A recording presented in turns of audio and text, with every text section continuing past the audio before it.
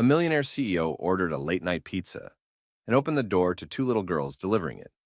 What they said next changed his life forever. Mark Ellerton hadn't planned on staying late that night. His meetings had run long, his patience had worn thin, and the only thing he wanted was something simple, warm, and familiar. After years of private chefs and five-star restaurant reservations, there was something oddly comforting about ordering a pizza.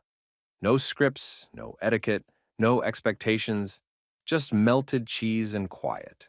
So, from his penthouse suite on the 30th floor of the Langford Hotel in Boston, he pulled up the site of a small local pizzeria and ordered a large pepperoni with extra sauce and a side of garlic knots. He didn't think much of it after that. He returned to his laptop, answered a few emails, and poured himself a glass of wine. The suite was elegant, all polished wood and velvet, dimly lit and silent except for the occasional hum of traffic below. 35 floors beneath him, the city buzzed on. But up here, Mark was alone in every sense of the word. It wasn't just the evening. It was a silence he had lived in for years. Success had brought him respect, power, and obscene wealth. But not warmth, not connection. Not the little things he hadn't even realized he missed until lately. He was halfway through his drink when there was a knock on the door. Checking his watch, he raised an eyebrow. That was fast. He walked over, expecting to find a teenager in a branded cap holding a thermal bag. What he saw instead stopped him mid-motion. Standing in the hallway were two little girls, no older than 7, wearing oversized jackets with the logo of the pizza shop he'd ordered from. One of them held a large pizza box with both hands, slightly off-center.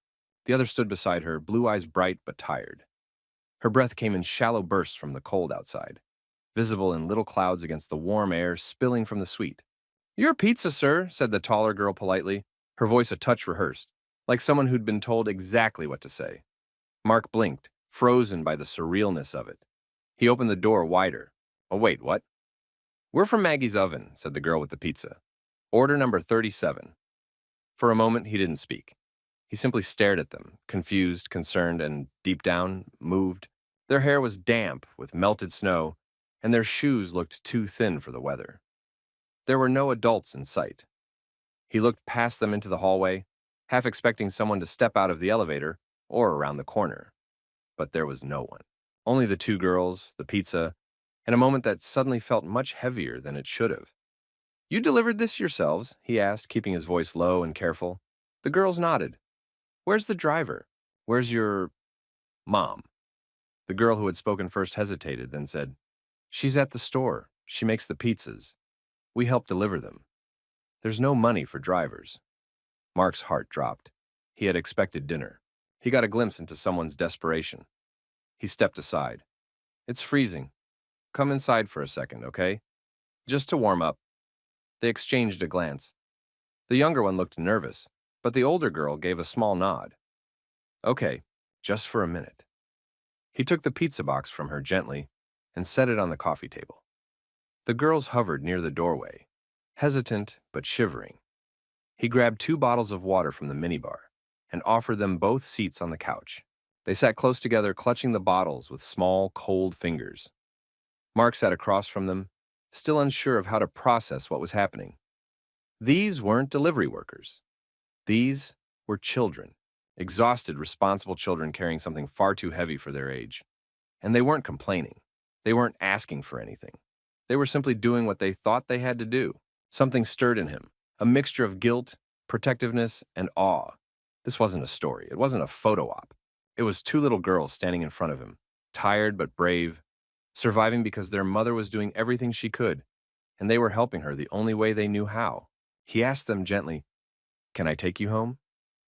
And when the older one nodded, saying softly, "Only if you call Mom first so she doesn't worry," Mark knew without a doubt that this night, which had begun in hunger and routine, was about to change the course of his life forever. Mark drove through unfamiliar streets that night with both hands tightly gripping the steering wheel. The hotel SUV, usually reserved for airport transfers and executive events, had never carried passengers like these before. In the back seat, the 2 girls sat quietly, buckled in and still clutching the bottled waters he had given them. They weren't scared exactly, just cautious, as if they had learned early on that trust was a luxury you give out sparingly.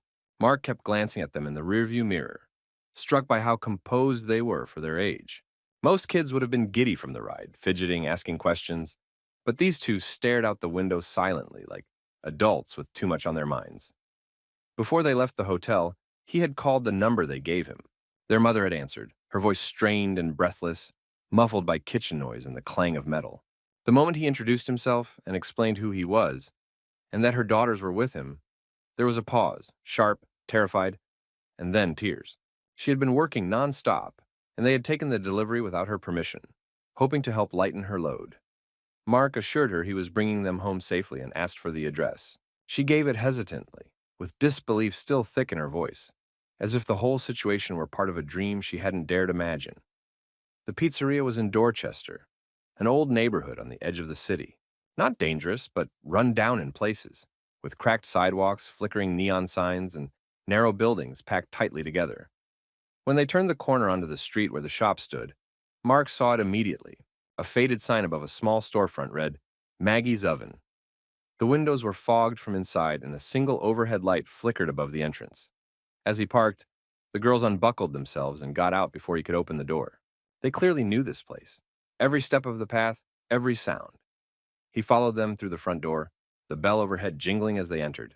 The warmth of the oven hit him immediately, along with the smell of melted cheese, garlic, and exhaustion. A woman stood at the prep counter in the back, her hair tied in a messy bun, face flushed from heat and stress.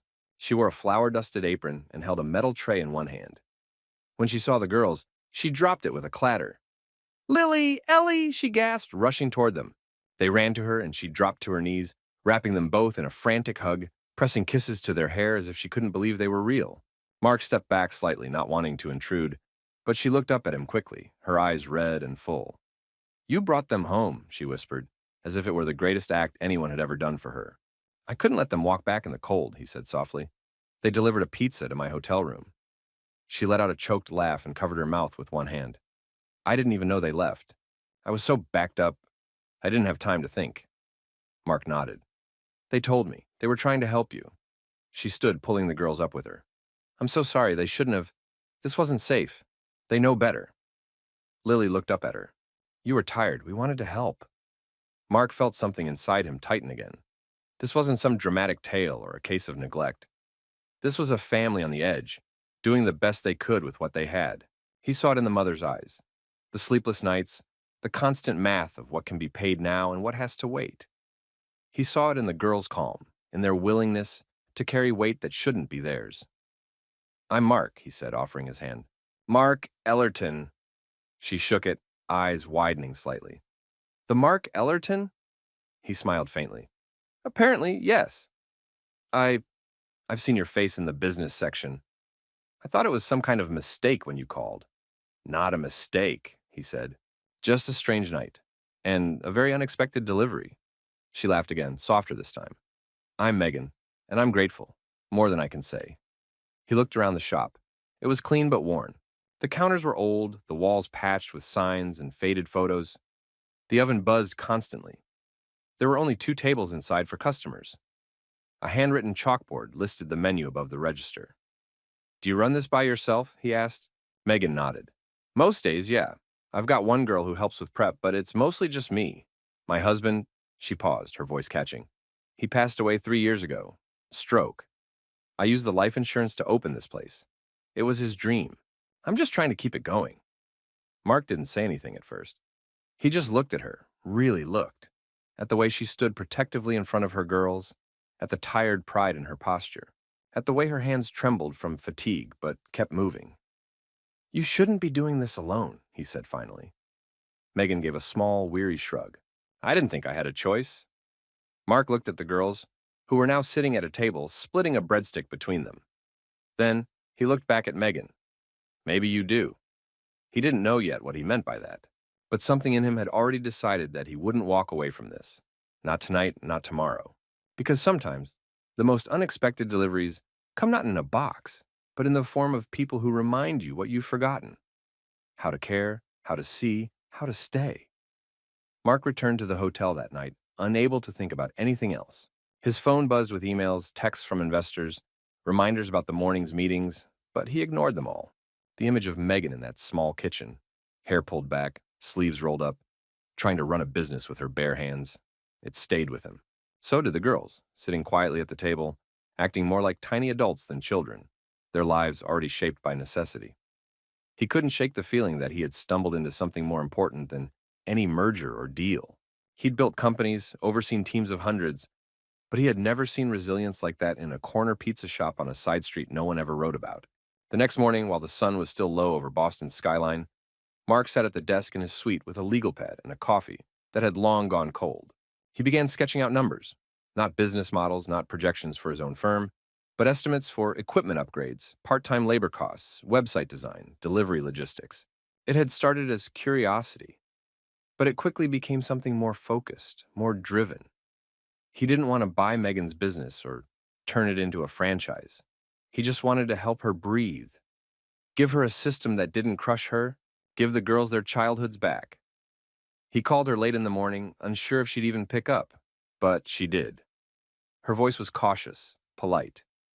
He asked if she had time to meet. She hesitated, then said yes. That afternoon, he returned to Maggie's oven. The place was a little busier, a few neighborhood customers grabbing slices and chatting near the front. Megan looked surprised to see him, but not cold. She wiped her hands on a towel and met him near the back counter. "You came back," she said, her voice a little skeptical. "I told you I might," he replied. "I have an idea." He pulled out the notepad and showed her the pages, walking her through everything he'd mapped out. He talked about setting up an online ordering system so she could stop taking phone calls mid-prep. He explained how she could automate some of the deliveries by using local college students looking for part-time income. He pointed out that a used double-deck oven wouldn't cost much, but would double her output and cut her stress in half. He even offered to handle the website and marketing costs himself, anonymously if she preferred. Megan listened in silence, arms folded, brow furrowed. When he finished, there was a long pause. He expected resistance, pride, a refusal, but she surprised him. "You really thought all this through," she said finally. "I couldn't sleep," he admitted. "Your daughters shouldn't be delivering pizza. You shouldn't be working yourself to collapse. You deserve better tools." She smiled, faint and tired. "I don't want charity, Mark. It's not charity, it's respect. For what you've built. For what you're carrying." She looked down, then back at him. "And what do you want in return?" "Nothing," he said without hesitation. "No shares, no branding, no partnership. I just want to see you succeed. For your sake. For theirs." That last part, for theirs, seemed to strike something in her. She nodded slowly, clearly still wary, but also visibly relieved. She was used to doing things alone, to shouldering everything without complaint. But deep down, she was also exhausted. Maybe this was the first time someone offered help without an agenda. Over the next hour, they went over the plan again in more detail. Lily and Ellie peeked in from the back room, whispering and giggling, clearly more relaxed this time. When they saw Mark, Ellie waved with the same tiny hand that had held the pizza box the night before. Before he left, Megan said something that stayed with him all day. "I didn't think people like you saw people like me," she said. "I didn't either," Mark replied honestly. "But now that I have, I can't unsee it." He walked out of the shop feeling like something inside him had cracked open, not in a painful way, but in the way that sunlight breaks through after a long, gray winter. He didn't know what would come of it yet, but he knew this. He was going to help her. Not because he had to, because for the first time in a long time, something felt real. The following week unfolded with a quiet kind of urgency, the kind that comes when something fragile begins to take root, and everyone involved is too scared to breathe too hard in case it all falls apart. Mark kept his promise. He wasn't just generous, he was methodical. Every morning before his corporate meetings, he carved out 2 hours for Megan's business. He worked from spreadsheets and notes scribbled on napkins, researching small business equipment suppliers, drafting a simple website framework, reaching out to local university job boards for part-time delivery drivers. He called it light consulting, but in truth, he hadn't thrown himself into anything this personally in years. Megan was still hesitant. She never asked him for more than what had already been offered. And every time he showed up to her pizzeria with a new solution, like a credit card reader that actually worked or a food-safe shelving unit she desperately needed but never prioritized, she would glance at him like she wasn't sure whether to thank him or challenge him. There was pride in her still. She didn't want to be saved. She wanted to work. She wanted dignity. Mark respected that more than he could say. He made sure every suggestion came with the room for her input, and every step forward was something they agreed on together. She wasn't just the owner of Maggie's oven, she was its center, and he had no intention of changing that. They fell into an unexpected routine. He would visit the shop in the afternoons when traffic died down, checking in, helping where he could, and slowly becoming something more than just a benefactor. He ran the register when it got too crowded, rolled dough clumsily beside Megan when she was short-staffed, and once even delivered an order himself when one of the new drivers canceled last minute. Word started to spread around the neighborhood. People came by not just for the pizza, which was genuinely good, but because something in the air had shifted. There was life in the place. Hope. One night, after closing, Mark stayed behind to help Megan scrub the counters and stack the chairs.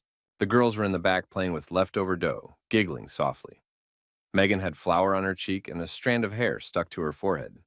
She looked tired, but not the same kind of tired she had worn the week before. This was something different. Earned fatigue, not survival. "You're not what I expected," she said as she wiped down the front display case. "Because I wear a suit," he joked. "Because most people who wear suits don't come back. They drop in, take pictures, say nice things, then they leave." Mark set down the chair he was folding and met her gaze. "I'm not here to be a story, Megan." She looked at him for a long moment. "Then, what are you here to be?" He hesitated, not because he didn't know the answer, but because saying it out loud made it real. "I don't know. Maybe someone who shows up when it matters." They didn't talk after that for a while, but they didn't need to. The silence between them wasn't awkward anymore. It felt like agreement, like a shared understanding that this wasn't something either of them could have predicted, but neither wanted to push away. Later that week, when the new oven arrived, Megan cried. Not loudly, not in a way anyone else saw. Mark found her in the storage room, wiping her eyes with the back of her sleeve, pretending it was just dust. He didn't say anything, just stood there for a second, then quietly went back to unloading boxes. It wasn't about the oven, not really. It was about what it meant, that someone believed in her, that someone thought her work mattered enough to be worth more than duct tape and worn-out parts. That night, Ellie drew a picture on a napkin, 3 people and a big red heart in the middle. She handed it to Mark as he was leaving. That's you, Mommy and me," she said proudly. "Lily said you're part of the pizza team now." Mark smiled and folded the napkin carefully before putting it in his coat pocket. He didn't take it out for weeks. Every time he reached into that pocket, felt the crinkled paper between his fingers, he remembered that what he was building here wasn't just a better business. It was a bridge, something that connected who he used to be with who he might still become, something worth staying for. It was only a matter of time before the outside world caught on. At first, it started small. A curious customer asking why a man in designer shoes was sweeping floors in a local pizzeria. Then, someone recognized Mark from a business magazine feature and took a photo of him behind the counter, handing a pizza box to an elderly woman. The photo ended up on social media with a caption that read, "Is that Mark Ellerton working at a pizza shop?" The post went viral overnight. People were fascinated, confused, and quick to speculate. The man who had once led a Fortune 100 company was now, inexplicably, tossing dough in a neighborhood restaurant next to 2 school-aged girls and a single mother. Within 2 days, reporters began calling. Within 4, a news crew showed up at Maggie's oven without warning. Megan was in the middle of preparing a large order when a man with a camera and a microphone walked in and asked, "Is it true that a billionaire has taken over your pizzeria?" She froze, hands covered in flour, then looked at Mark with something like panic in her eyes. He stepped forward calmly and escorted the reporter outside. He spoke with quiet authority, asking that they not exploit the story for clicks. "This isn't about me," he told them, "and it's not about some feel-good headline. It's about a woman who's built something real, and I'm just here to help her keep it standing." But the damage had already been done. By the following morning, 3 separate blogs had published articles speculating on his motives. Some painted him as a fallen mogul trying to redeem himself. Others accused him of using Megan's story to polish his public image. One cruel headline read, "From boardroom to breadcrumbs, is this the end of Mark Ellerton?" His name was trending, but not in a way he had ever wanted. Clients from his consulting firm began pulling away. One of his longtime investors called and advised him to either go full nonprofit or disappear for a while. It wasn't about whether what he was doing was good. It was about optics, reputation. Mark had seen this kind of spin 100 times before, but never from the inside. He'd watched it break people, turn them into versions of themselves, that no longer recognized their own reflections. But this time, he didn't feel fear. He felt anger. Not the loud, dramatic kind, but something slower and colder, because he finally saw how hollow the world he'd spent his life building could be. When he told Megan what was happening, she went quiet. They were standing in the kitchen after hours, the girls already asleep in the back office. She stirred a pot slowly, lips pressed tight, and then finally said, "You don't owe us this. If you need to step away, I'd understand." Mark didn't answer right away. He walked over, leaned against the counter, and looked at her like he had never looked at a business partner, or an associate, or even a friend before. "If I walk away now, I go back to being safe, but empty. If I stay, maybe everything I've done before, this means something." She turned to face him, her arms crossed, but her voice gentle. "Then stay, but don't do it out of guilt. Do it because you believe in what we're building." "I do," he said quietly. "Every piece of it." Later that week, when another journalist came knocking, Megan was ready. She stepped outside, camera pointed at her, and spoke with calm conviction. "This is my business. I built it with my hands, my grief, and my hope. Mark isn't my savior. He's my partner in effort, and he's the only one who showed up when everyone else walked past."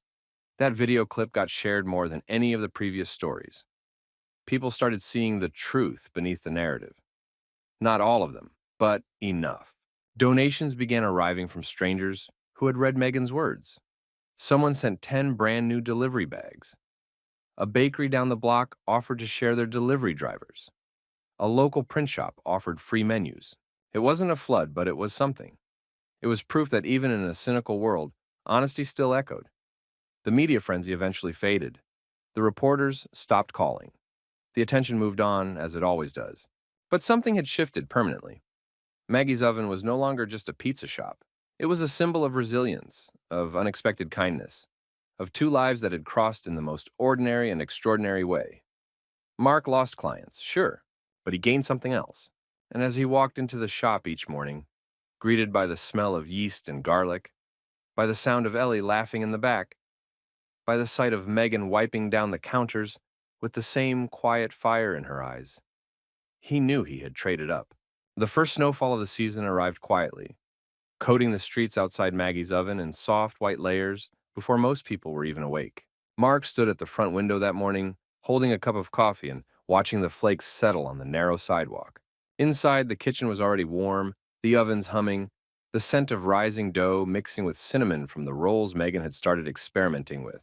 He had learned by now that winter was the hardest season for small restaurants, especially one that depended so much on walk-in customers. But this year, something felt different. There was a kind of strength in the air, not loud or flashy, but steady, like a new foundation had been quietly poured under the chaos. Megan walked in from the back, wrapped in a thick cardigan over her apron, and gave him a tired smile. "It's going to be a slow day. People stay in when it snows like this." Mark nodded but didn't look away from the window. "Let them stay in. We'll feed the ones who come." He said it without any trace of worry, and Megan noticed. Something in his voice had shifted over the past few weeks. He wasn't just showing up anymore. He belonged here, and he knew it. The girls came in later, bundled in oversized coats, boots dragging snow across the tiled floor. They were laughing, cheeks red, arms full of school books and homework. Megan shot them a look about the floor, but didn't say anything. She never had to. There was a rhythm between them now, a language built on glances and gestures, the kind of understanding that forms when people survive together. That afternoon, the power flickered. A transformer down the block had gone out, and half the street lost electricity. The oven cut off mid-bake, the lights dimmed, and for a moment, panic set in. Megan looked at Mark, and he looked at the girls, who had already gone still. He stepped toward the back room, where they kept a generator, one he had insisted on installing weeks ago, just in case. He got it started within minutes, and the hum of power returned. The lights came back on, the ovens reignited, and the tension broke with a collective exhale. "You saved us," Megan said, brushing flour from her hands. Mark just shrugged. That's what partners are for. It wasn't long after that day that Mark stopped going back to his corporate office entirely. He hadn't officially quit. He still answered emails, still advised on strategy from time to time, but his desk gathered dust, and no one questioned it anymore. His presence in the shop had gone from unusual to expected. and the space that had once been purely Megan's now carried traces of both of them. A new chalkboard menu with daily specials, a small bookshelf near the counter where Ellie had convinced him to let customers donate and borrow children's books. A second register to cut down on wait times, which Lily had learned to operate with stunning accuracy. One evening after closing, Megan and Mark sat in the small dining area, surrounded by the quiet mess of a busy day. The chairs were up, the floors swept, the cash counted and locked away. The girls had fallen asleep on a pile of coats in the back room, curled together like kittens. Megan had her feet propped on a stool and was sipping tea. Mark sat across from her, sketching something on a napkin. It wasn't business. It was a snowman wearing a chef's hat. "I never thought I'd get here," Megan said after a while, her voice barely above a whisper. "To this kind of peace. To this kind of help." He looked up.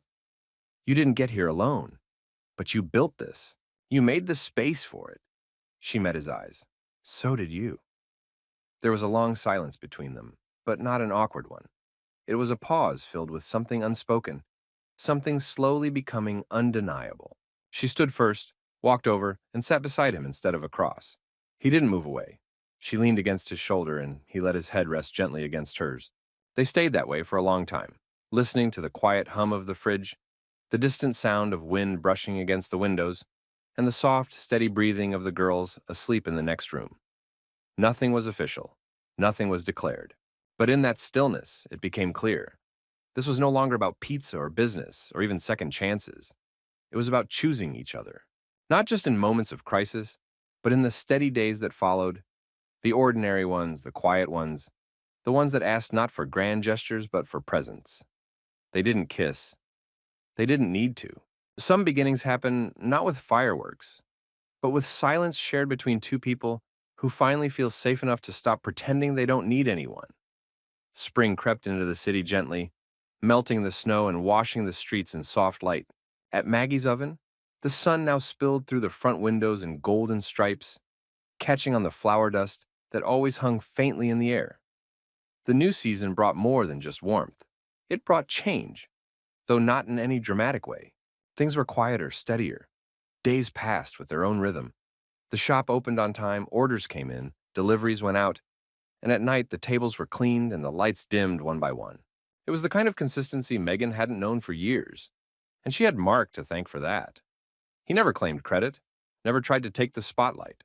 He just kept showing up, morning after morning, evening after evening, like he had always belonged there. Lily and Ellie had started calling him Mark with a new softness in their voices. Not like he was a stranger or even a guest, but something else, something closer. He helped them with homework when the shop slowed down, using napkins as scratch paper for math problems and spelling lists. On Saturdays, he sometimes picked them up from school events if Megan got stuck behind the oven. The girls didn't question it anymore. Neither did the regular customers, many of whom had grown used to seeing the once mysterious CEO wiping tables or restocking napkins. He was just part of the place now, like the squeaky front door or the smell of baking crust that never quite left his clothes. One afternoon in late April, Megan was rearranging shelves in the storage room when she found the old photo of her and her late husband. It had been tucked behind a box of outdated menus, the frame dusty, the corners bent. She held it for a long time. His eyes smiled back at her with that familiar mix of pride and exhaustion she remembered so well. For a moment, guilt washed over her. Not because of Mark, but because of how long it had been since she allowed herself to feel something for someone new. She hadn't been ready. Until now. She placed the photo back in the box and walked out front, where Mark was talking to a supplier on the phone, half listening to Ellie, who was insisting he try one of her new recipes involving pickles and cheese. Megan stood there a moment, just watching them. There was no grand revelation, no flash of emotion, just quiet certainty. She didn't need saving, but she had needed someone to stand beside her, and somehow, this man who once lived in boardrooms had become that person. That evening, as they closed up, Megan sat with Mark at the corner table near the window. She told him about the photo, about the way she used to feel stuck in two different lives, the one she had lost and the one she was trying to build. He listened without interrupting, his fingers laced loosely on the table, his eyes calm. When she finally paused, he said softly, "You're not leaving one behind. You're honoring it by moving forward." She didn't cry, she didn't need to. Instead, she reached out and touched his hand, her thumb brushing lightly over his knuckles. He turned his palm upward and held hers without question. For the first time in years, Megan didn't feel divided. She felt whole. Over the next few weeks, something unspoken settled between them. They didn't call it anything. There were no declarations, no labels. But there were more shared glances, quiet laughter in the middle of busy shifts, lingering touches when passing in the kitchen. The girls noticed too. One night at dinner, Lily asked casually, "If you and Mom get married, can we still call you Mark?" Ellie added, "Or maybe Pizza Dad?" Mark nearly choked on his water, while Megan laughed so hard she had to set down her fork. "Let's not get ahead of ourselves," she said, wiping her eyes. But the look she gave Mark after told him everything he needed to know. That same night, after the girls went to bed, Mark and Megan stood by the front door locking up. Outside, the spring rain had started falling, light and steady. She leaned her head against his shoulder and sighed. "I don't know what this is yet," she said, "but I know it feels like home." He didn't try to define it either. He just wrapped an arm around her and whispered, "That's good enough for me." And for the first time since the night she buried her husband, and since the day Mark ordered that single pizza, Megan let herself believe that maybe love didn't always arrive the way you expected. Sometimes it walked in late, with flour on its sleeves, a quiet heart, and no need for rescue. Summer came to Boston with its usual unpredictability. Days of blistering heat followed by cool evenings and sudden downpours. The city shifted into its more relaxed pace, and so did the rhythm inside Maggie's oven. The steady chaos of winter had softened into something smoother, and the once frantic shop now felt like a well-rehearsed song. Customers lined up out the door most afternoons, not just for the food, but for the atmosphere. The place had grown into something more than a restaurant. It was a meeting ground, a safe space, a home to those who walked in hungry for more than a slice. Mark had become a fixture there in every sense. He still dressed sharply, old habits die hard, but there were days he wore flour like a badge of honor. He stopped noticing when customers whispered or stared. He didn't flinch when people recognized him. The scandal that once threatened his reputation had faded, replaced by quiet respect. Not because of his past achievements, but because of the work he did now. Honest work. Tired, messy, often unnoticed, but deeply real.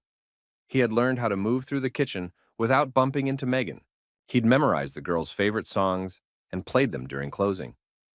He knew which spices Megan kept in unmarked jars, and how she liked her coffee only after noon. He also knew that none of this would have made sense in his old life. That version of him had been impressive. This version felt alive. Lily had turned 8, and they threw her a birthday party in the shop after closing one Saturday. The tables were decorated with paper flowers Megan and Ellie had made, and Mark had somehow managed to get a magician from a nearby theater to perform for free. There were streamers made of pizza boxes and a homemade cake that leaned a little to one side but still tasted like magic.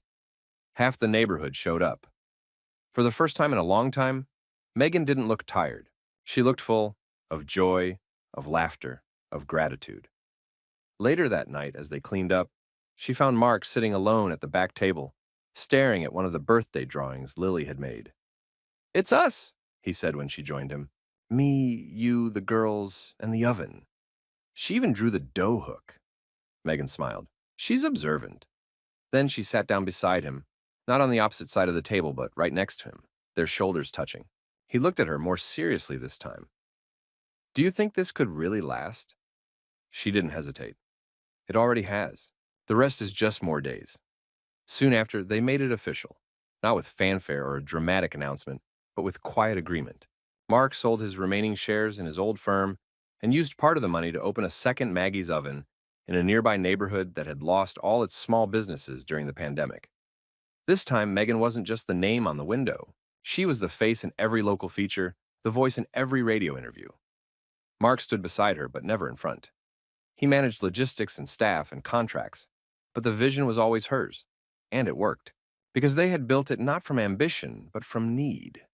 Not from a hunger for profit, but from love. The girls thrived too. Lily wrote a school essay titled, "My Family Owns a Pizza Shop, and It Changed the World." Ellie began inventing recipes, most of which were barely edible. But Megan kept every single note she scribbled on napkins or receipts. They no longer came to the shop because they had to. They came because it was fun, because it was family. One afternoon, Megan and Mark sat on a bench outside the shop as the sun dipped below the skyline. casting long shadows on the pavement. The day had been long, and their hands were still sticky from prepping dough. Mark had his sleeves rolled up, a habit that had once made him uncomfortable but now felt second nature. Megan leaned against him, eyes closed, a small smile on her face. "Do you ever miss it?" she asked quietly. "The boardrooms, the flights, the other life?" Mark thought for a moment before answering. "I miss the illusion that it all mattered.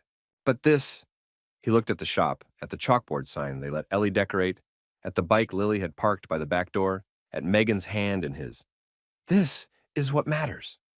They sat there until the streetlights flickered on, not saying much more. Sometimes words felt too small for the kind of peace they had built together. It had taken time, loss, and more than one unexpected delivery to bring them here. But they had arrived, not at a finish line, but at a place to begin again. A place where love looked like flour in your hair and laughter in the kitchen and tiny hands drawing big hearts on napkins. And somewhere in the city, someone else placed a pizza order without knowing that every once in a while, what shows up at your door changes everything. As the author of this story, I believe the ending reflects something often forgotten in both fiction and real life. That real transformation doesn't come from grand gestures or sudden twists of fate, but from small, consistent choices rooted in empathy and presence. Mark didn't save Megan. He chose to stand beside her. Megan didn't ask to be rescued. She fought for her dignity every step of the way. And the beauty of their journey lies in how they met not through power or status, but through vulnerability, his quiet hunger for purpose, and her relentless fight to survive. The story ends not with a wedding or some dramatic declaration, but with something far more powerful. Two people creating a life built from shared burdens, laughter, trust, and everyday moments that matter. That, to me, is the most profound kind of happy ending. One that isn't about perfection, but about choosing each other, even when it would be easier to walk away.